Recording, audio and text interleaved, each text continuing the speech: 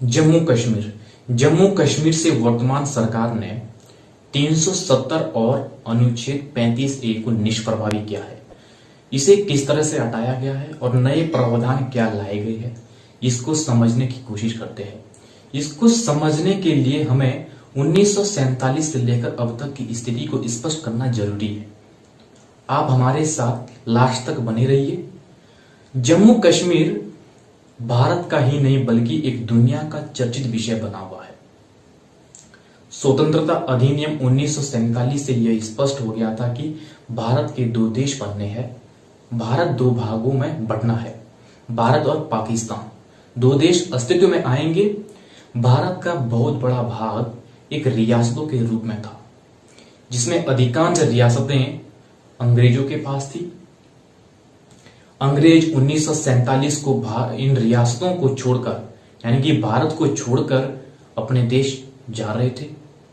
तो इन रियासतों की अपनी इच्छा थी कि वह दोनों देशों में से किसी भी देश में अपना विलय कर सकते हैं, कहीं भी रह सकते हैं। तो इन रियासतों में मैक्सिमम रियासतें भारत में शामिल हो गई और जिसका सर्वाधिक श्रेय भारत एकीकरण, इन रियासतों का एकीकरण में सरदार पटेल को जाता है। सरदार पटेल को एकीकरण की बहुत अधिक भूमिका थी। 1947 में भारत के गवर्नर जनरल माउंटबेटन थे और प्रधानमंत्री जवाहरलाल नेहरू बनाए गए और पाकिस्तान के गवर्नर जनरल जिन्ना बने। और इस दौरान, भारत बंटवारे के दौरान, दोनों देशों के सुप्रीम कमांडर, सेना सुप्रीम कमांडर ब्रिटिशर्स थे, ताकि बंटवारे के दौरान दोनों देशों में युद्ध की स्थिति ना बने, युद्ध ना हो पाए। शांति के लिए सेना के सुप्रीम कमांडर ब्रिटिशर्स को बनाया गया। 15 अगस्त 1947 को सभी रियासतों की स्थिति स्पष्ट होना जरूरी थी, क्योंकि 15 अगस्त 1947 को भारत आजाद हो रहा था और मैक्सिमम रियासतों की स्थिति तो स्पष्ट हो गई थी, लेकिन 3 रियासतों में आकर पेच फंस गया। जूनागढ़, हैदराबाद और जम्मू एंड कश्मीर, इन तीनों रियासतों की स्थिति अभी तक स्पष्ट नहीं हुई थी। अंतिम तौर पर जूनागढ़ 15 सितंबर 1947 को जूनागढ़ के राजा ने अपना विलय पाकिस्तान के साथ करवा दिया। 15 सितंबर 1947 को जूनागढ़ के राजा ने जूनागढ़ रियासतों का विलय पाकिस्तान के साथ करवा दिया और जूनागढ़ की मैक्सिमम आबादी हिंदू थी, यानी कि यह कह सकते हैं कि ज्यादातर आबादी हिंदू थी और वहां की जनता ने राजा के खिलाफ विद्रोह कर दिया, जिससे राजा को यह सहन नहीं हो पाया और जूनागढ़ के राजा पाकिस्तान भाग के चले गए। जनता ने विद्रोह किया हुआ था और जिससे यह अंतिम निर्णय यह निकला कि जूनागढ़ में प्लेबिसाइड करवा दिया जाए। जनवरी 1948 को जूनागढ़ में प्लेबिसाइड करवाया गया, यानी कि जनमत संग्रह, लोगों की राय मांगी गई कि आप कहां शामिल होना चाहते हो। तो जनवरी 1948 को प्लेबिसाइड करवाया गया, जनमत संग्रह करवाया गया, जिसमें यह पाया गया कि अधिकांश वोट भारत के समर्थन में पड़े। 99% वोट भारत के पक्ष में पड़े, जिससे यह डिसाइड हुआ कि जूनागढ़ कहां पे शामिल होगा। तो ये स्वाभाविक है कि प्लेबिसाइड से यह निष्कर्ष निकल के आया कि जूनागढ़ भारत का होगा, जिससे कि जूनागढ़ बाद में राज्य पुनर्गठन 1956 में गुजरात का हिस्सा बना। इस तरह से जूनागढ़ एक भारत का अटूट हिस्सा बना। अब हैदराबाद रियासत की स्थिति भी स्पष्ट होने लगी।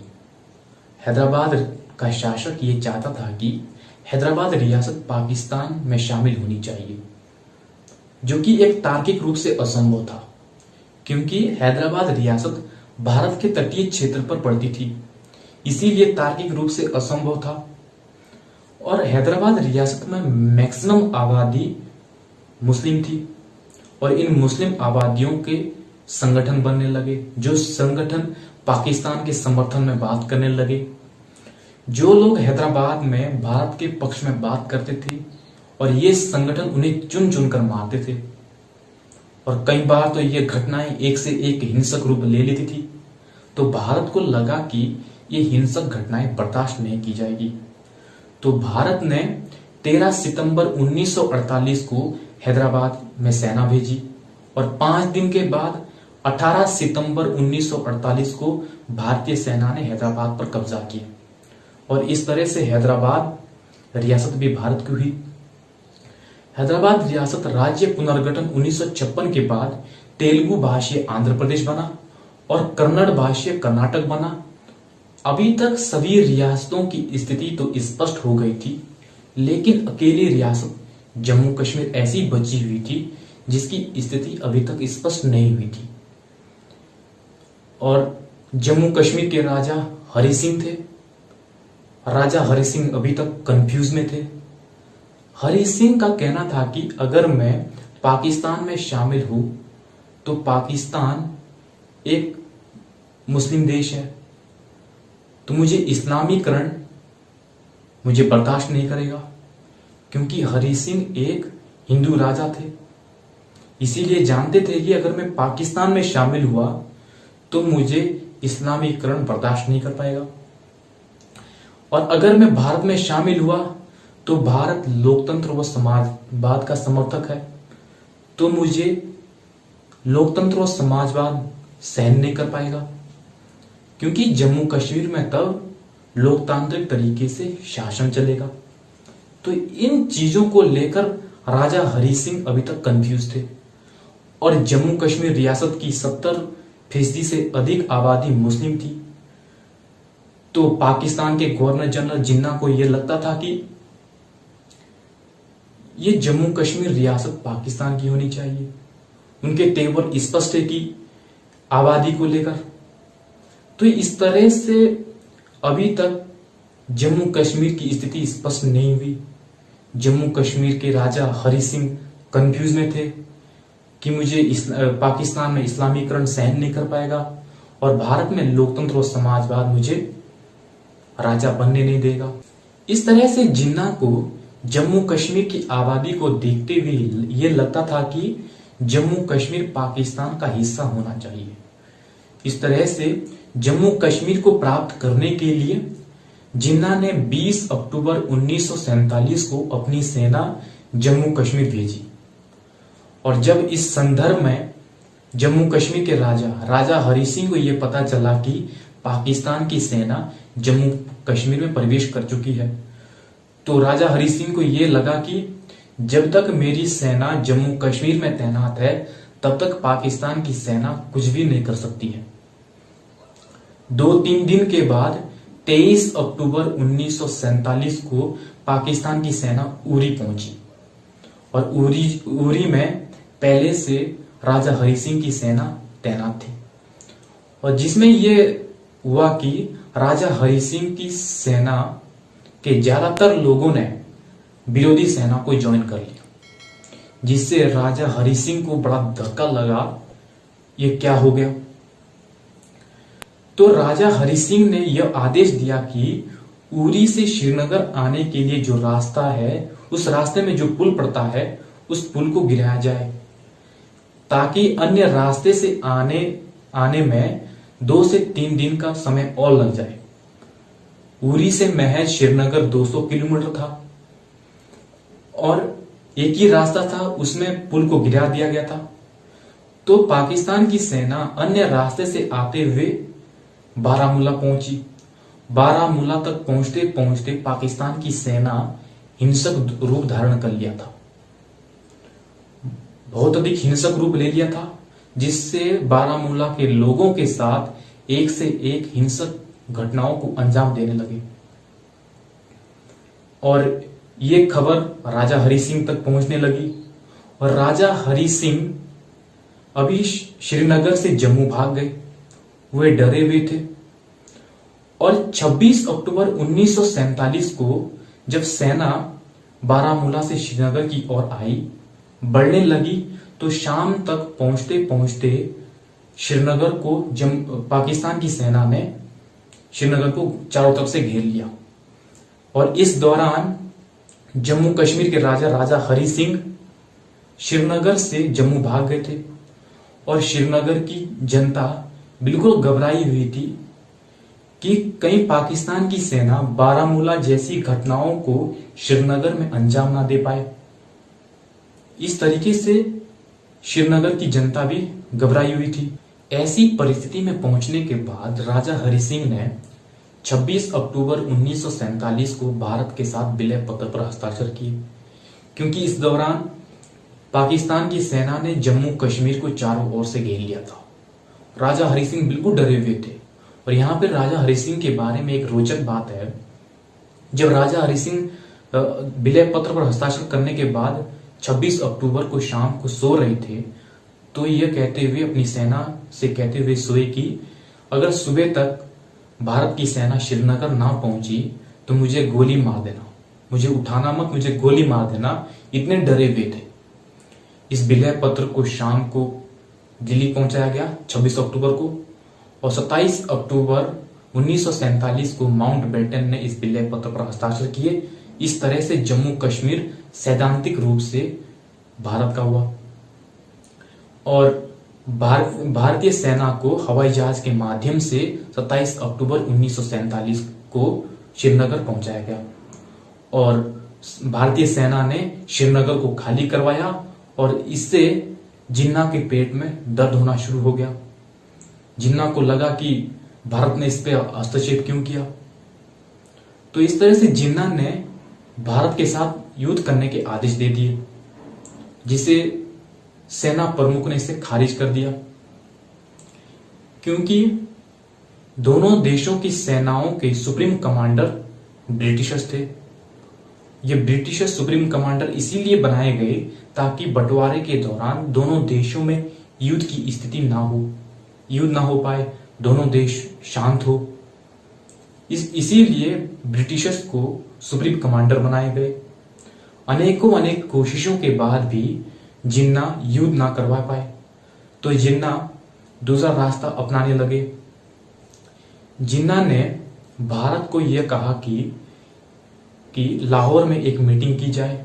तो 1 नवंबर 1947 को लाहौर में एक मीटिंग हुई। भारत की ओर से माउंटबेटन इस मीटिंग में गए।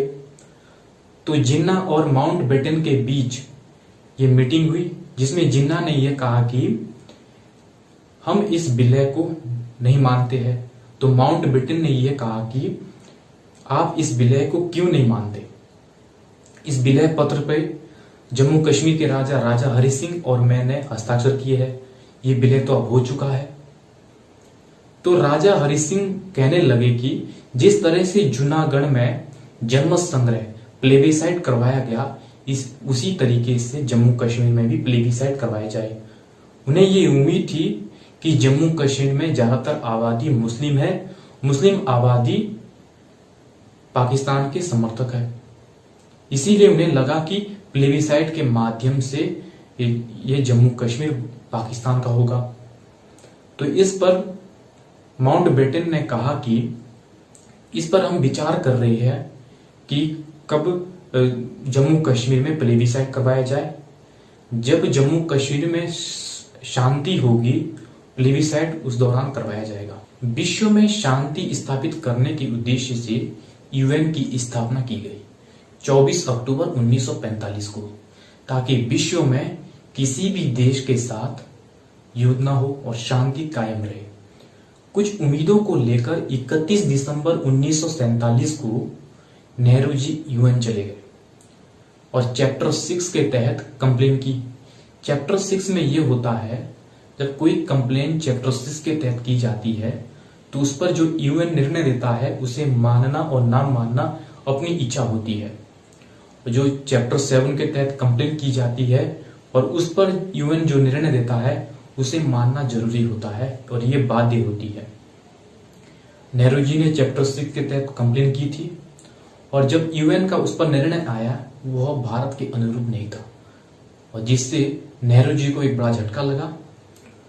3 से 4 महीने के बाद 21 अप्रैल 1948 को यूएन का एक आदेश निकला। उस आदेश में कुछ बातें लिखी हुई थी, जैसे कि दोनों देश युद्ध रोकेंगे और जहां युद्ध रोका जाएगा वहीं से तत्कालिक नियंत्रण रेखा मान ली जाएगी। यानी कि दोनों देश युद्ध रोक देंगे और जिस स्थिति में युद्ध रोका जाएगा और दोनों देशों की जो स्थिति होगी उसे LOC कहा जाएगा, line of control. Line of control कहा जाएगा। जब लाइन ऑफ कंट्रोल निर्धारित हुआ तो उसके बाद जम्मू कश्मीर की स्थिति 1/3 पाकिस्तान में थी और 2/3 भारत में पड़ा। और नंबर 2 में पाकिस्तान ने UN में यह स्वीकार किया था कि पाकिस्तान के सैनिक अभी भी जम्मू कश्मीर में है। जब इसके संबंध में भारत ने UN में प्रमाण दिए तो इसके संदर्भ में UN ने निर्णय दिया कि सबसे पहले पाकिस्तान जम्मू कश्मीर से अपने सैनिक वापस बुलाए। और UN में पाकिस्तान ने यह भी स्वीकार किया था कि जम्मू कश्मीर में पाकिस्तान के नागरिक है और जो कि जम्मू कश्मीर के स्थायी नागरिक नहीं है। तो इसके संदर्भ में UN ने निर्णय दिया कि पाकिस्तान अपने नागरिक को वापस बुलाए और अपने देश में उनके लिए व्यवस्था करे। और नंबर 3 में यह कहा गया कि पाकिस्तान जब पहले की दोनों कंडीशन को मान ले, दोनों कंडीशन को पूरा कर ले, तब भारत श्रीनगर से अपनी सेना को वापस लाए। यानी कि भारत भी अपनी सेना वापस बुलाए। और नंबर 4 में यह कहा गया कि दोनों देशों ने यह मान लिया कि जब जम्मू कश्मीर में शांति व्यवस्था कायम होगी तो जम्मू कश्मीर के लोगों का निर्णय लिया जाएगा कि जम्मू कश्मीर के लोग कहां पर रहना चाहते हैं, किस देश में शामिल होना चाहते हैं। यानी कि जब जम्मू कश्मीर में शांति व्यवस्था कायम होगी तो जम्मू कश्मीर में प्लेबिसाइट जनमत संग्रह करवाया जाएगा। इस तरह से UN ने अपने बातों को बिंदुवार स्पष्ट किया था। जम्मू कश्मीर प्रशासन चलाने का जिम्मा 30 अक्टूबर 1947 को शेख अब्दुल्ला के हाथों में आया। शेख अब्दुल्ला कश्मीर घाटी के एक लोकप्रिय नेता थे जिनका भरपूर प्रयास रहा कि जम्मू कश्मीर की जनता भारत के समर्थन में रहे और पाकिस्तान का विरोध करे। हालांकि अभी तक जम्मू कश्मीर की स्थिति स्पष्ट नहीं हुई थी और जम्मू कश्मीर को भी संविधान में लेके आना था, क्योंकि जम्मू कश्मीर का सैद्धांतिक तौर पर विलय भारत के साथ हो गया था। और इसी के संदर्भ में जून 1949 में एक मीटिंग हुई जिस मीटिंग में 3 लोगों ने भाग लिया, शेख अब्दुल्ला, वल्लभ भाई पटेल और जवाहरलाल नेहरू। इस मीटिंग में यह तय हुआ कि जम्मू कश्मीर में जो भी करना है उसे संविधान के माध्यम से किया जाए। संविधान बनाने के लिए संविधान सभा का गठन हो रहा है।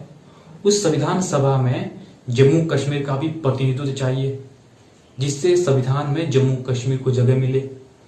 तो संविधान सभा में जम्मू कश्मीर से 4 लोग आए, शेख अब्दुल्ला, मिर्जा अफजल और मसूदी और मोतीराम। इन चारों लोगों ने संविधान सभा में जम्मू कश्मीर का प्रतिनिधित्व किया। संविधान सभा ने सर्वसम्मति से जम्मू कश्मीर के संबंध में संविधान में 306A ड्राफ्ट तैयार हुआ जो फाइनल तौर पर अनुच्छेद 370 बना। ये जम्मू कश्मीर के संदर्भ में सर्वसहमति से निर्णय हुआ। इस तरह से जम्मू कश्मीर को भारतीय संविधान में जगह मिली और अनुच्छेद 370 अस्तित्व में आया। अनुच्छेद 370 भारतीय संविधान के भाग 21 में दिया गया है। भाग 21 अस्थायी उपबंधों से संबंधित है। इसमें अस्थायी उपबंधों का प्रावधान है। भाग 21 अनुच्छेद 369 से अनुच्छेद 392 तक दिए गए हैं। अनुच्छेद 370 को भी समझना जरूरी है, तभी हमें आगे का प्रोसेस समझ आता है, जो कि वर्तमान सरकार ने 370 को निष्प्रभावी किया है। अनुच्छेद 370 एक छोटा सा अनुच्छेद है जिसमें कुछ खंड व उपखंड दिए गए हैं, जैसे कि अनुच्छेद 370 खंड 1 उपखंड क या उपखंड ए। उपखंड ए में यह कहा गया है कि भारतीय संविधान का अनुच्छेद 238 जम्मू कश्मीर पर अप्लाई नहीं होगा। यानी कि भारतीय संविधान का अनुच्छेद 238 जम्मू कश्मीर में लागू नहीं होगा। भारतीय संविधान का अनुच्छेद 238 राज्यों के प्रकारों से संबंधित है, जो कि जम्मू कश्मीर पर अप्लाई नहीं होगा। अनुच्छेद 370 खंड 1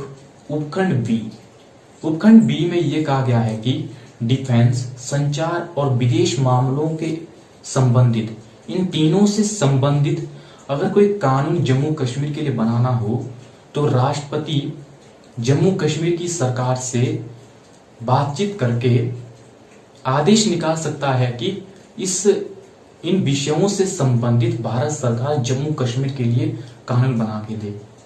यानी कि इन तीनों विषयों से संबंधित अगर कुछ कानून जम्मू कश्मीर के लिए बनाने हो तो राष्ट्रपति जम्मू कश्मीर की सरकार से पूछताछ करके सहमति से एक आदेश मात्र निकालेगा कि भारत सरकार इन विषयों से संबंधित जम्मू कश्मीर के लिए कानून बना के दे।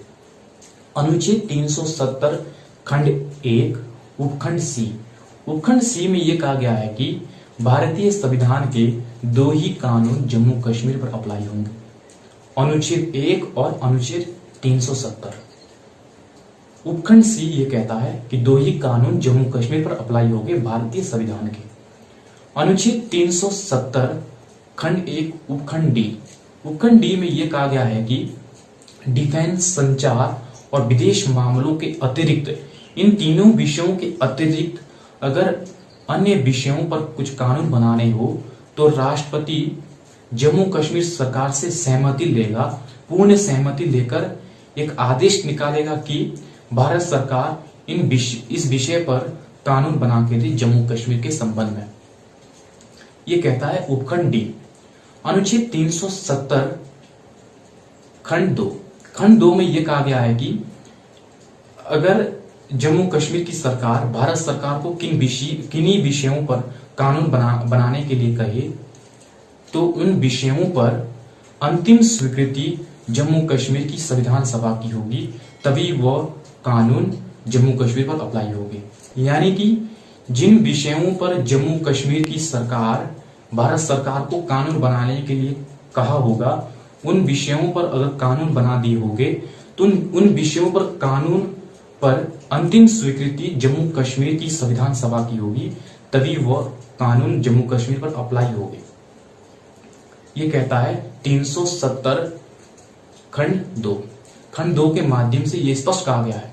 अनुच्छेद 370 खंड 3 में यह कहा गया है कि 370 को कैसे निष्प्रभावी किया जाएगा या कैसे हटाया जाएगा।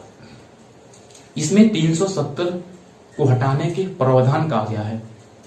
इसमें कहा गया है कि राष्ट्रपति 370 के संबंध में हटाने के संबंध में राष्ट्रपति जम्मू कश्मीर की संविधान सभा से सहमति लेकर सिफारिश के माध्यम से 370 को हटाया जाएगा। यानी कि जम्मू कश्मीर की संविधान सभा की सिफारिश पर, उनकी जम्मू कश्मीर की संविधान सभा की जब सिफारिश आएगी तो राष्ट्रपति एक आदेश निकालेगा कि आज से 370 जम्मू कश्मीर के संबंध में निष्प्रभावी किया गया है।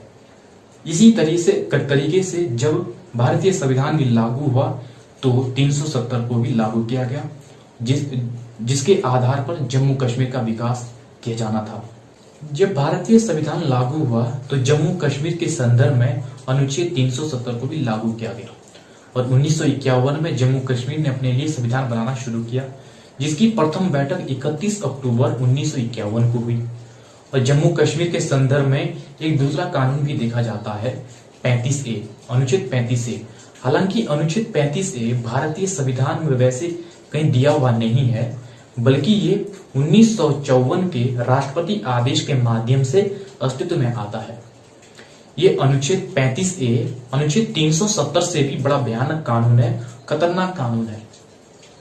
इसमें कुछ प्रावधान कहे गए हैं, जैसे कि अगर भारत सरकार मूल अधिकारों के पक्ष में कोई कानून बनाए तो वह कानून जम्मू कश्मीर में अप्लाई नहीं होंगे। अगर अप्लाई होंगे भी तो वह 370 के रूट के माध्यम से अप्लाई होंगे, अन्यथा अप्लाई नहीं होंगे। नंबर 2 में कहा गया है कि जम्मू कश्मीर के स्थायी नागरिक कौन होंगे, इसको तय करने की शक्ति भी जम्मू कश्मीर की सरकार को होगी। स्थायी नागरिक को तय करने की शक्ति जम्मू कश्मीर को सरकार को होगी। नंबर 3 में यह कहा गया है कि जम्मू कश्मीर के स्थायी नागरिकों को विशेष अधिकार दिए जा सकते हैं, जैसे कि दूसरे राज्यों के व्यक्ति जम्मू कश्मीर में संपत्ति नहीं खरीद सकते हैं और जम्मू कश्मीर के स्थायी नागरिक ही जम्मू कश्मीर में नौकरी प्राप्त कर सकते हैं। नंबर 4 में यह कहा गया है कि जम्मू कश्मीर की महिलाएं यदि राज्य से बाहर विवाह करती है तो उनको और उनके बच्चों को जम्मू कश्मीर में संपत्ति का अधिकार नहीं होगा। हालांकि इसे बाद में जम्मू कश्मीर के हाई कोर्ट ने इसे खारिज किया, भले ही सैद्धांतिक तौर पर इसे खारिज किया होगा लेकिन व्यवहारिक तौर पर यह प्रचलन में था। इस तरह से अनुच्छेद 35A के कुछ प्रावधान थे और जो बड़े भयानक थे। अब बारी आती है 5 अगस्त 2019 को। 5 अगस्त 2019 को इस दिन वर्तमान सरकार ने जम्मू कश्मीर से अनुच्छेद 370 और अनुच्छेद 35A को समाप्त कर दिया, निष्प्रभावी कर दिया। इस दिन सबसे पहले एक राष्ट्रपति का आदेश आता है, उसके बाद बैक टू बैक 2 प्रस्ताव आते हैं और लास्ट में एक 58 पेज का बिल आता है। 5 अगस्त 2019 को सबसे पहले एक राष्ट्रपति का आदेश आता है। यह आदेश अनुच्छेद 370 खंड 1 उपखंड D के तहत आता है। इस आदेश में कुछ प्रावधान है। इसमें कहा गया है कि यह आदेश 1954 के आदेश को समाप्त कर देता है और इसमें समय समय पर जो संशोधन हुए होंगे वे भी निष्प्रभावी होंगे। और 1954 के आदेश में निहित है अनुच्छेद 35A, यानी कि इससे स्पष्ट हो गया है कि अनुच्छेद 35A आज से समाप्त होगा। और उसके बाद कहा गया है कि भारतीय संविधान के सारे प्रावधान जो समय समय पर हुए संशोधित हुए होंगे वे सारे प्रावधान आज से जम्मू कश्मीर में लागू होंगे। और जम्मू कश्मीर सरकार का मतलब जम्मू कश्मीर के राज्यपाल से होगा, क्योंकि इस दौरान जम्मू कश्मीर में राष्ट्रपति शासन लगा हुआ था। जम्मू कश्मीर में कोई भी पार्टी सरकार नहीं बना पाई और राष्ट्रपति शासन अनुच्छेद 356 के तहत लगता है। अनुच्छेद 356 खंड 1 उपखंड ख में यह कहा गया है कि किसी भी राज्य में राष्ट्रपति शासन लगा हो तो उस राज्य की विधानसभा का मतलब संसद या संसद द्वारा प्राधिकृत व्यक्ति होंगे। यानी कि हो सकता है कि किसी भी राज्य में अगर राष्ट्रपति शासन लगा हो तो उस राज्य की विधानसभा का कार्य संसद या संसद द्वारा कोई प्राधिकृत व्यक्ति करेगा। उसके बाद कहा गया है कि अनुच्छेद 370(3) का मतलब विधानसभा से होगा। अनुच्छेद 370(3) में कहा गया है कि अगर जम्मू कश्मीर से 370 हटाना होगा तो जम्मू कश्मीर की संविधान सभा इसके संबंध में सिफारिश देगी तो राष्ट्रपति आदेश निकाला है कि आज से 370 जम्मू कश्मीर से हटा दिया गया है। क्योंकि जम्मू कश्मीर में संविधान का निर्माण 1951 में हुआ, संविधान सभा ने किया, तो अब तक जम्मू कश्मीर की संविधान सभा रही नहीं है। तो जम्मू कश्मीर संविधान सभा का मतलब जम्मू कश्मीर की विधानसभा से होगा। इससे यह स्पष्ट कर दिया है। इस प्रकार से इस आदेश के माध्यम से ये इन सब बातों को स्पष्ट कर दिया है। राष्ट्रपति आदेश के बाद एक संसद में एक प्रस्ताव आता है अनुच्छेद 370(3) के तहत। अनुच्छेद 370(3) में यह कहा गया है कि जम्मू कश्मीर से अनुच्छेद 370 को कैसे हटाया जाए। तो इसमें कहा गया था कि जम्मू कश्मीर की संविधान सभा की सिफारिश के आधार पर ही इसे हटाया जा सकता है। राष्ट्रपति आदेश के माध्यम से पहले, जिससे पहले राष्ट्रपति आदेश आया था, उसमें स्पष्ट कर दिया था कि जम्मू कश्मीर की संविधान सभा का मतलब जम्मू कश्मीर की विधानसभा से होगा। जम्मू कश्मीर में इस दौरान राष्ट्रपति शासन लगा हुआ था, तो राष्ट्रपति शासन लगते ही जम्मू कश्मीर की विधानसभा का कार्य इस दौरान भारतीय संसद कर रही है। तो इस प्रस्ताव को भारतीय संसद में पास होना जरूरी था। इस प्रस्ताव के पास होते ही जम्मू कश्मीर से अनुच्छेद 370 समाप्त हो जाएगा और पूरा भारतीय संविधान जम्मू कश्मीर में लागू होगा। इस प्रस्ताव के माध्यम से जम्मू कश्मीर से अनुच्छेद 370 समाप्त हो गया और इससे पहले जो आदेश आया था उसके माध्यम से जम्मू कश्मीर से अनुच्छेद 35 से समाप्त हो गया। इसके बाद एक दूसरा प्रस्ताव आता है संसद में। ये प्रस्ताव जम्मू कश्मीर राज्य पुनर्गठन प्रस्ताव से संबंधित है। ये प्रस्ताव अनुच्छेद 3 के तहत आता है। अनुच्छेद 3 में कहा गया है कि जब किसी भी राज्य का पुनर्गठन करना हो तो उस राज्य की सहमति लेना जरूरी है। तो इस दौरान जम्मू कश्मीर में तो राष्ट्रपति शासन लगा हुआ है, तो इस दौरान जम्मू कश्मीर की विधानसभा का कार्य भारतीय संसद कर रही है। तो इस प्रस्ताव को भी संसद से पारित होना जरूरी है। इसे भी संसद ने पारित कर दिया और पारित होते ही, दोनों सदनों से पारित होते ही अंततः राष्ट्रपति की मंजूरी मिली और इस तरह से ये स्पष्ट हो गया कि दूसरे प्रस्ताव से कि अब राज्य पुनर्गठन बिल को पेश किया जाए। तो इसके बाद राज्य पुनर्गठन बिल को पेश कर दिया और जो कि 58 पेज का था। जब जम्मू कश्मीर राज्य पुनर्गठन से संबंधित ये बिल संसद में पेश हुआ तो संसद में हड़कंप मच गया और दोनों सदनों से पास होकर के अंततः राष्ट्रपति की मंजूरी मिली। तो इसके प्रावधान 31 अक्टूबर 2019 को लागू होने थे और इसके कुछ प्रावधान महत्वपूर्ण प्रावधान है जो कि इस प्रकार से है। जम्मू कश्मीर को 2 यूटी के रूप में बनाया गया, लद्दाख और जम्मू कश्मीर। लद्दाख को अनुच्छेद 239 के तहत यूटी बनाया गया और लद्दाख में विधानसभा नहीं होगी और लद्दाख का प्रशासन उपराज्यपाल के माध्यम से चलेगा और लद्दाख में एक लोकसभा की सीट होगी और राज्यसभा की कोई सीट नहीं होगी। जम्मू कश्मीर को 239A के तहत यूटी बनाया गया और यहाँ पे 4 राज्यसभा की सीटें होगी और 5 लोकसभा की सीटें होगी, जबकि राज्यसभा और लोकसभा की सीटें पहले भी इतनी सीटें थी और विधानसभा की सीटें 114 सीटें होगी और 10% मंत्रिमंडल होगा। ये प्रावधान किया गया। इस तरह से इसके कुछ महत्वपूर्ण ये प्रावधान है और इस तरह से हमने आज जम्मू कश्मीर का अध्ययन किया। 1947 से लेकर वर्तमान तक की स्थिति को जानने का प्रयास किया।